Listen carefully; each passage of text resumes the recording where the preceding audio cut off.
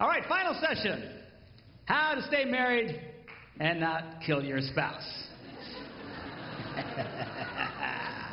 Okay, how to stay married and not kill anybody. Step number one, you've got to avoid bitterness and resentment. Now, bitterness and resentment can build when one person feels they are unfairly bearing the burden of the relationship. When the weight of the relationship falls more on their shoulder than the other one's shoulder, then they will start to feel very bitter and resentful towards their spouse. Now, how men and women keep score is very different from each other to determine who's carrying the most amount of weight. Now, what I'm about to share with you, people ask me a lot, where did you learn all this stuff? What are your different influences? And, 32 years of marriage, that's one influence. But a lot of different people and listening to stuff, and I hear ideas, and I take them and change them and stuff. This particular, one of the guys that had probably a huge impact in my life about relationships was John Gray, and I think the guy's absolutely brilliant. I'm a lot funnier than he is, but he's brilliant. All right, and this section is Gray to the T. Okay, I just admit it right up front. But the reason I share this because his insights on how men and women keep score is absolutely brilliant. It truly is. You see, men, when it comes to us keeping score, we're quick to give ourselves huge bonus points for everything we do. We crawl out of bed when we'd rather stay in, and just for that, we give ourselves 500 points. And then we go to work, and we put up with all the stuff at work, and we earn the paycheck, and we give ourselves, 2,000 points for that. And we come home without chasing other women, and we give ourselves huge points for that, So we walk in the door, it's like 4,500, And that's why a lot of men have no problem sitting on the couch and now contributing nothing. Because in his mind, he's way up in points for the day, and now he's giving you a chance to catch up.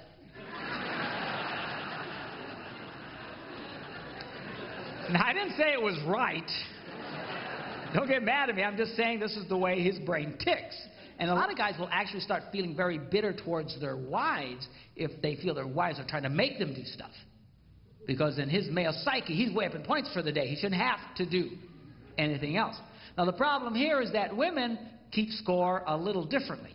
Let me show you how a woman would score the same man's day. He gets out of bed when he'd rather stay in, and for that, she loves and appreciates him and gives him, ding, 1 point. And then he goes to work, and he earns a big paycheck, he does all this stuff, and she goes, I love that, and she goes, ding, 1 point. And then he comes home without chasing other women, and comes home, and she's so glad to see him, ding, 1 point. So you walk in, you got 3. Well, she also got up, she also went to work, she also cleaned the toilet, she also took the kids to piano lessons, she also had it in, it's 13-3. And you don't want to do anything? And now she starts screaming at her husband, which in a way is a good thing because it's the silent ones who really do kill people. If it gets quieter on your house, I'd get nervous if I were you. So, she starts getting very, very angry. Now, when guys first hear about this, they get very discouraged. They go, wait a minute. You mean to tell me that no matter what I do, I get 1 lousy stinking point? Well, the answer is yes. But the good news is you can make this work for you. Because what men fail to realize is that women respond to virtually any simple act of kindness and reward it the same way as they would a big act of kindness. Right? Now, guys don't understand this. They think it's got to be big. It's got to be special. Girls, you have to understand, the reason why we don't do a lot of small things around the house is because to a man, it doesn't mean anything. It's not that we hate you. We just couldn't possibly care less. It means nothing, and because it means nothing to us, we think it should mean nothing to you. But guys, you can't make that mistake. She scores very differently from you. Simple acts of kindness. It's those simple, like I told you last night, it's those simple acts of kindness that got her to fall in love with you in the first place. It's relatively easy to get a woman to fall in love with you if she'll pay attention to you in the first place. That's the hard part. You cross that hurdle, you got it made. As long as you pay attention. Simple acts of kindness. You do that, you can keep a woman crazy in love with you for your entire life. simple acts of kindness. Every time you do a simple act of kindness. Ding, ding, ding.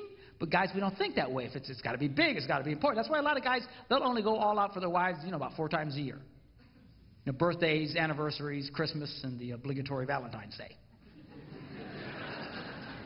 And we think we'll do something real special and real fancy, and we think, well, that'll hold her. But that doesn't hold her. To her, you've done 4 things all year, you bum.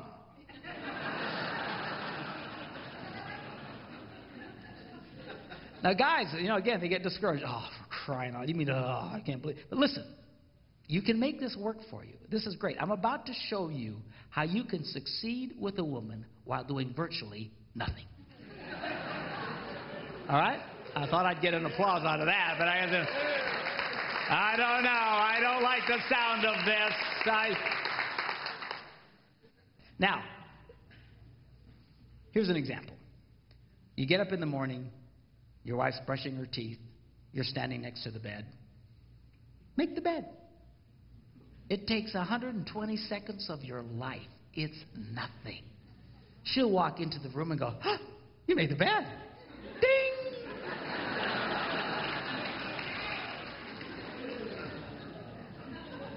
You know that monument that you're building in the middle of your bedroom of old underwear?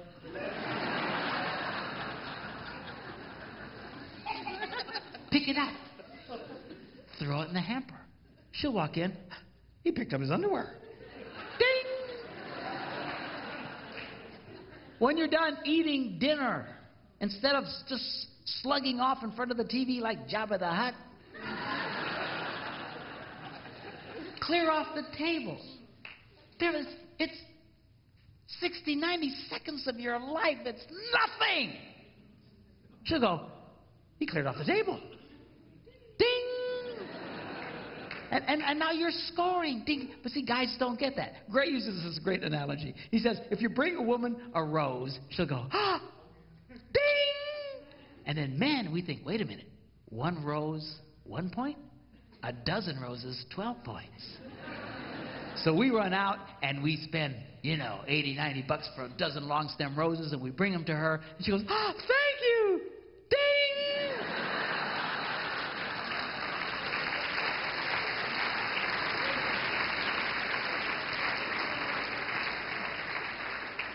In fact, by the raising of your hand, how many women would say, I would rather receive a single rose 12 different times than a dozen roses once? Let me see your hand. See, now a guy looks at that and goes, that's so inefficient.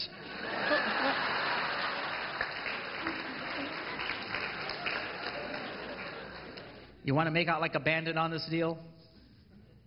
Plan something special for your wife, like taking her out to dinner next Friday night. Nice restaurant. Go ahead and get a babysitter in advance. Get everything all set. But then tell her what you've done. A lot of guys, they'll think, oh, I'll surprise her. No, you amateur. Surprise her. Never try to surprise a woman. So what you do is you tell her in advance. The minute you tell her, honey, guess what? Next Friday night we're going to such. I got some nice reservations. I already got a babysitter. We're going to have a great time. The minute you tell her what you're going to do, ding! You just got a point and you haven't done it yet. All right?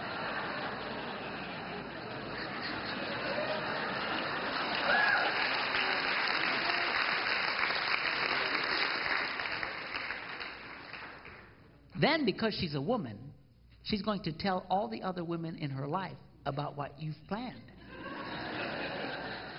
And every time she shares with another girl, you know what Bob's got planned?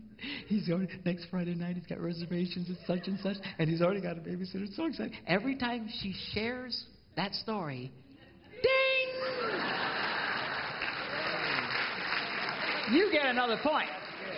And now you are literally doing nothing.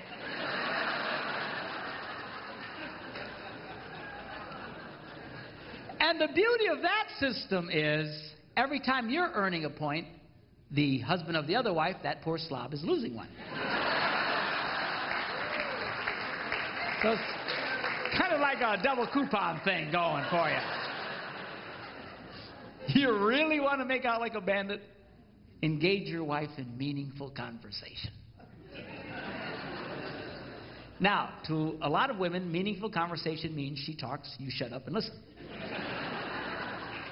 But you can't just drift off into your nothing box.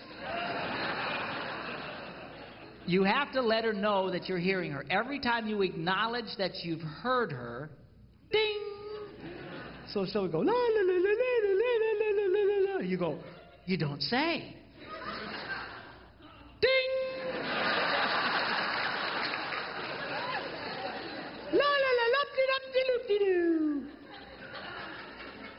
You mean loop-de-doo?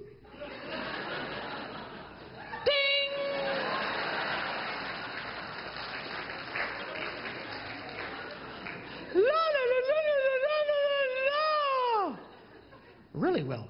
How did that make you feel? Ding, ding, ding, ding, ding, ding, ding, ding, ding.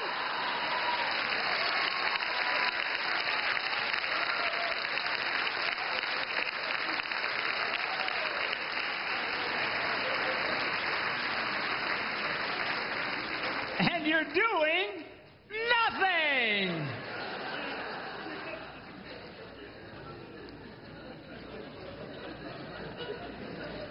Now, guys, girls, sorry. Now, girls, you can't forget that he gives himself huge bonus points for everything he does. So how can a woman earn huge bonus points with a man?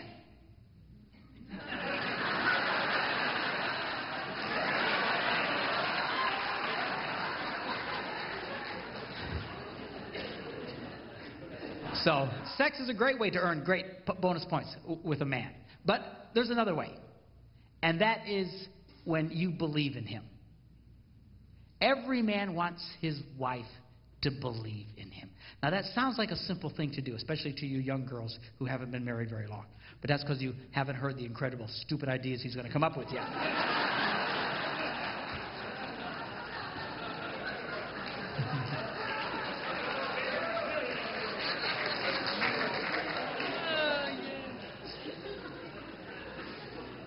And a lot of women, they feel it's their God-given responsibility to try and keep their husbands humble or something, because he'll come up with this idea and they respond, that's stupid. Oh, that'll never work. You could never do that. And they don't realize when you talk to a man like that, you are doing incredible damage to him and to your relationship with him. Men, if you have not figured this out yet, men have very, very fragile egos. We just do. We might look like tough guys on the outside, but we're girly men on the inside because we can't handle that kind of rejection and all that kind of stuff and criticism. Most men don't handle very well. And when women treat their husbands that way, when he tries to share his dreams with you and you dismiss them as stupid and ignorant and he can't do that, that's very, very, very damaging. Now, that's not to say you can't challenge his ideas. Keep him from destroying himself and the family. That's okay. But you need to be his number one fan. Because I'll tell you what happens. When you do that, you know what he learns? I cannot share my dreams with this woman. And men will stop telling their wives their dreams. If your husband never tells you his dreams, you guys might need to have a serious talk. And the reason he's not telling you is probably because you have given that kind of reactions to him. And it's very damaging to a man. And now you got yourself in a really bad place because almost miraculously at work there's some bimbo there who just accidentally hears one of his ideas and goes, oh, that would be a great idea. Oh, really? Oh, yeah, you'd be great at that. Oh, well, thank you very much. And now you're in serious trouble. You need to understand something, girls. Most affairs do not begin for sexual reasons. They begin for emotional ones. And you need to let that boy know that you are his number one fan. And it's hard for a lot of women. I'll tell you who really struggles with this. Women of professional men. Doctors, lawyers, preachers' wives. A lot of them really struggle in this. Why? Because I get so tired of hearing everybody praise their husband. Oh, you're so great. He's so great. He must be wonderful. He must be wonderful. I've heard with my own ears a woman, as soon as they came into the door, she says, everybody thinks you're so smart. I know what an idiot you are. What is she thinking? She's doing God's work somehow? Everybody thinks you're so great. I know how stupid you really are. Huge damage to the relationships. You need to let that boy know you are his number one fan. And as much as I love it when people come up to me after these seminars and say, oh, you were great, I loved you, and I do love that because I have an ego the size of Texas. The one that means the most to me is when that cute redhead comes up to me and says, you did a great job today. And I know the only reason she says that is because I just said this now.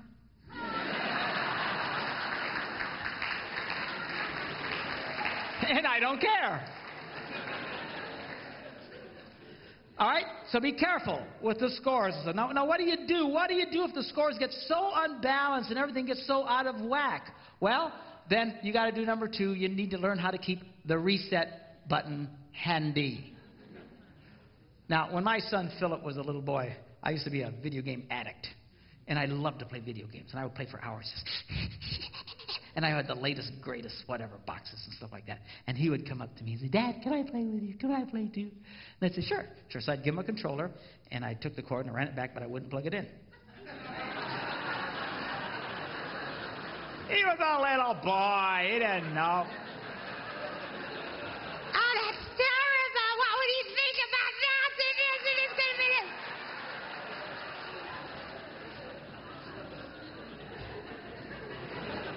He's just a little boy. He was thrilled. He got to have a controller in his hand. And we would play for hours just laughing and giggling and having a great time. But it did dawn on his brain at some point that something was amiss. And he said to me one day, he says, Dad. I said, yeah. He goes, I think my controller's busted. I said, what makes you say that? He goes, it's not responding. Responding? Oh. I was pretty impressed. He obviously had been listening to us talk, and I followed I said, oh, it's not plugged in. How did that happen? So we plugged it in, and all of a sudden it comes to life. He goes, yeah, that's it. And sure enough, the little rat could play. And he's playing, and I'd let him get way in front, and then I'd catch up, and I'd let him get way in front, and I'd catch up, and we just do this for hours, having a great time. The problem with this plan was, though, is he eventually got really good. When I was better than him, I would let him get way ahead, but when he got better than me, he felt no such compassion for the old man. And he would kill me. Just kill me. I mean, just massacre me. Just, 180,000 to 12, And I'd reach over and hit the reset button. Bleep! And he'd say, Dad! I'd say, shut up, keep playing. We're trying to get us. And he'd get way ahead, and I'd do it again. Bleep! Dad, cut it out! My hand slipped. And I loved the reset button. Do you know why I love the reset button? Because whenever you would push the reset button, everything would go back to the way it was. Wouldn't it be great if relationships had a reset button? That when things got so crazy and the scores got so unbalanced and things were so out of whack, that all you had to do was push a button and everything would go back to the way it was. Wouldn't that be great? Do you know God has given us just such a button? Now, you may not hire a professional killer, at least I hope you don't. But the truth is, when somebody hurts us, we want them to pay. So our version of making them pay is we get bitter and unforgiving. I'm not going to forgive you. The problem is the only one it hurts is the person who doesn't want to forgive. Unforgiveness is like taking poison, hoping the other guy will die.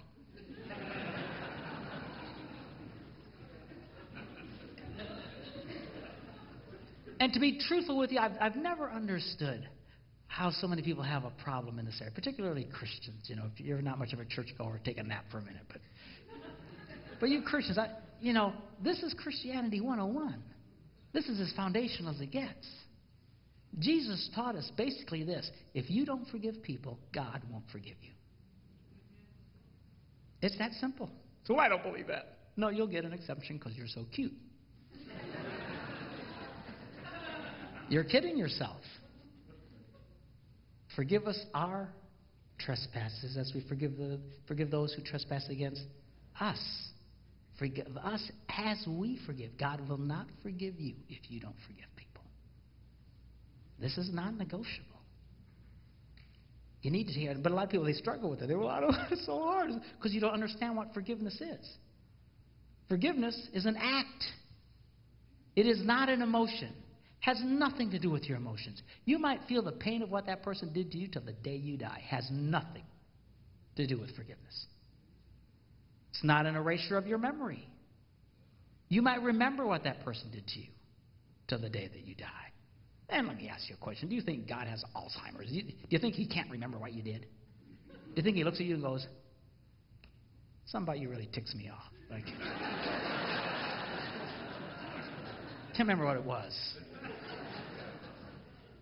He throws in what he calls the sea of his forgetfulness. He doesn't have Alzheimer's. He just will never bring it up again. He'll never mention it again. That's what forgiveness is. Forgiveness is this. It's when you say, I forgive you. I will never use it against you in the future.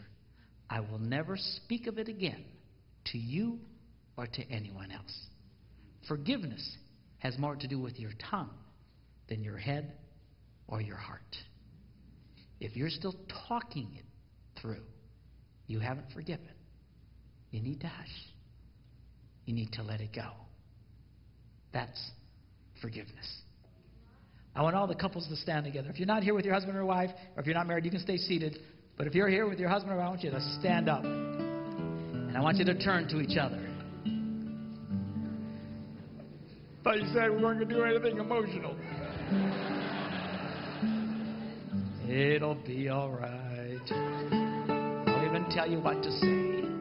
All right, all the guys looking at the girls, I want you to repeat this. Well, I don't need to repeat it. But then just say it for the rest of us poor slobs who do.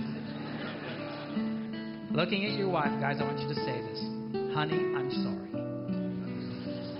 for not always being the kind of husband I should be to you.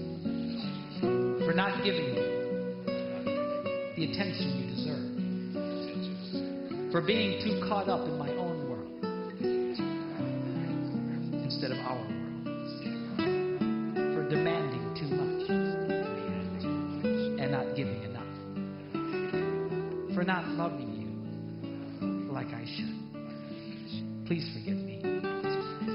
With your love, your support, your patience, and your prayers, I will strive to be the kind of husband God wants me to be.